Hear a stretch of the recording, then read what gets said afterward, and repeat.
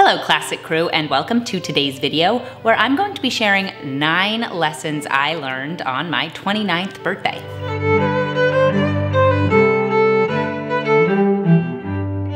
If you are new to my channel, here we talk about classic living and traditional values, and I would love if you would consider subscribing and hitting that notification bell.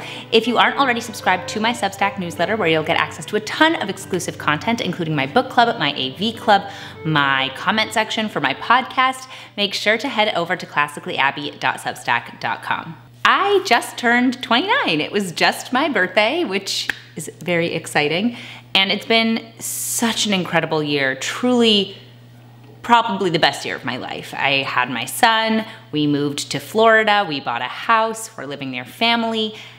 I could not have asked for a more amazing year. It's been I'm so grateful. And I wanted to share with you guys 9 lessons that I learned on my 29th birthday. I considered doing 29 lessons I learned on my 29th birthday, but that seemed like a lot, so I figured I would just do 9. And hopefully that's good enough, you know? They really run the gamut, these lessons. They're a whole list of things that are just not related to each other, but they're all, I think, really important lessons to learn. So I'm really excited to share them with you guys today. So let's get into it. Number 1 is life may not turn out exactly as you pictured it, but it will be better than you ever imagined.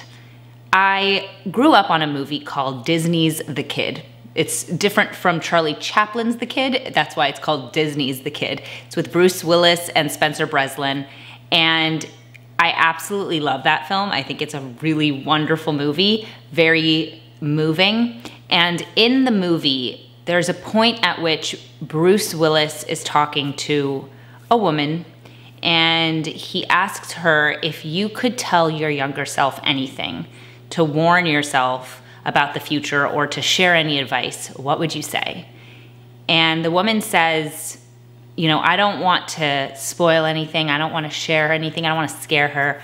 All I would say is, honey, it's gonna be great. And that has stuck with me for so much of my life. And even now, especially now, I think about how that's what I would say to my younger self is, Abby, everything is gonna be better than you could ever imagine.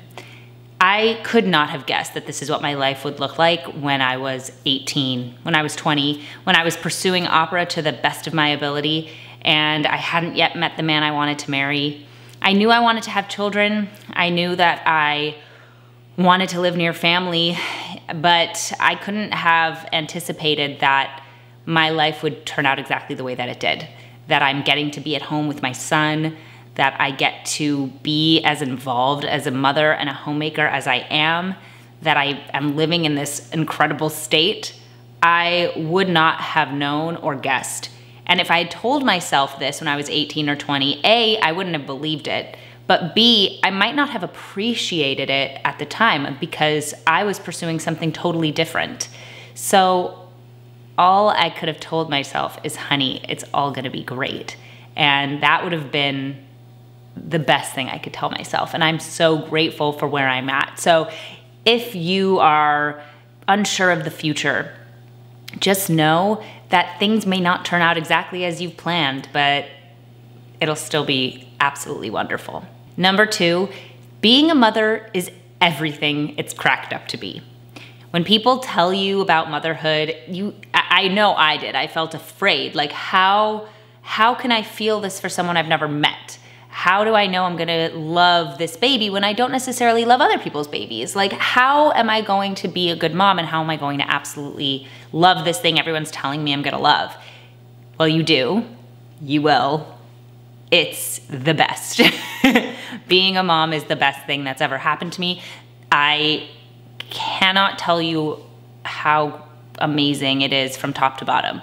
Those first 10, 12 weeks, those are hard, but once you make it through that, there's nothing as good. There's nothing that will bring you meaning and fulfillment and purpose like being a mother. And not only that, but it's fun. It's just so much fun. So yes, motherhood is absolutely everything it's cracked up to be. Number 3 is worries don't go away, but you'll get better at dealing with them. I think that we have this feeling of wanting to escape into the future when this thing that's bothering me won't be there, or when I won't have anxiety anymore, or I won't have negative feelings anymore because I'll be older and I'll be better at life. Well, the fact of the matter is that anxiety, depression, not necessarily the condition of depression, but depressive feelings, that kind of stuff doesn't just disappear as you get older. It doesn't just go away, but you learn how to deal with it. So my anxiety that I used to have when I was 18 and felt totally overwhelmed by, now at 29, I can say that I know how to deal with it better. I know how to say, this is an emotion I'm feeling, but it really has no root or basis in reality.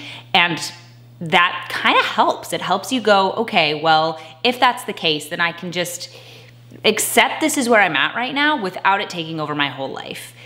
I also think that when you're settled, when you have those big, huge life things resolved, AKA getting married, where you're gonna live, having children, then the worries and anxieties that you have, you can actually tell yourself they're not a big deal, because look at my life, it's amazing. I'm in a really good place. So it's not that as you get older, these concerns and worries go away. It's that you know how to handle it. You've learned, you've trained yourself, you've given yourself the opportunity to practice. And at this point, I can say that even though I still get those feelings sometimes, I also am better at handling them and working through them.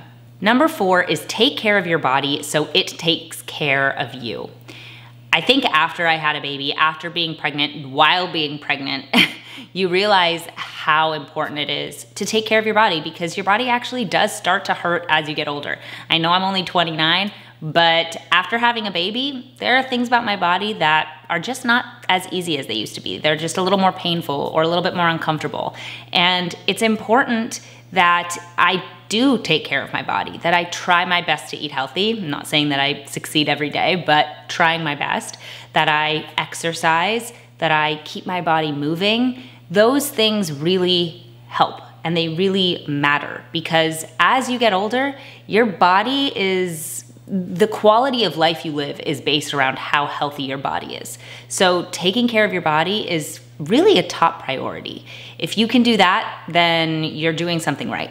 And that's a big lesson I'm learning as I'm recovering from having a baby. You know, it wasn't a terrible pregnancy. It was actually a wonderful pregnancy. And it wasn't a terrible birth. It was actually a pretty good birth overall. But just the process of having a baby really does take effect on your body. And so taking good care of yourself is really important. Number 5, family is everything. After having moved to Florida to be near my family, to be near my husband's parents, it's just been such a blessing having them around, knowing that I can call them when we need them, knowing that we can see them on a Sunday night just because we want to, and that we can all get together. Family means so much. And being involved as much as you can, really developing the relationships that you have, making them better, stronger, and enjoying them. That is so important. We live in a culture, in a day and age where people really eschew family for friendships, depending on kind of how you grew up, where you grew up. But your family is important, especially if it's not, a toxic relationship. If it's a really good, positive relationship, invest in it. Make sure that your kids know their cousins. Make sure that you're spending time with your siblings. Make sure that you're calling your parents every day. Or if not every day, at least once a week. Really being part of your family is just one of the most important things. Number 6, being part of a community is non-negotiable. Now that we live in a community, I can tell you with complete certainty that having lived without one was not good. If you can make it happen, make it happen. Be part of your church community. Be part of your synagogue community.